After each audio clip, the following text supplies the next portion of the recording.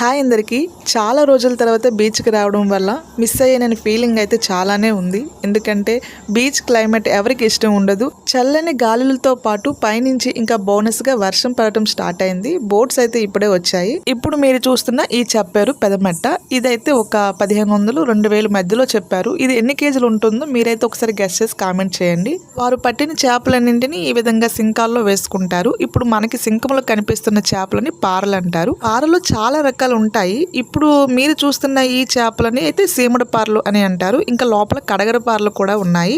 Boat owner ఒక rate చెప్పారు, కానీ అది బేరకత్తులకు నచ్చలేదు. బేరకత్తులకు రేటు నచ్చకపోతే ఏమవుతుందో ముందు వీడియోలో మీరు చూస్తారు. ఈ విధంగా ఒక సింకంలో వేసుకొని ఈ చేపలన్నింటినీ షెడ్కి తీసుకొని వెళ్తారు. షెడ్ లో ఈ చేపలన్నింటికి ఎంత రేటు వచ్చింది అనేది నెక్స్ట్ వీడియోలో పోస్ట్ చేస్తాను. ఇక నుంచి మన వీడియోస్ డైలీ క్రమం తప్పకుండా వస్తూ ఉంటాయి. అయితే మన వీడియో నచ్చినట్లయితే లైక్ చేయండి, షేర్ చేయండి, సబ్స్క్రైబ్ చేయడం మర్చిపోవద్దు.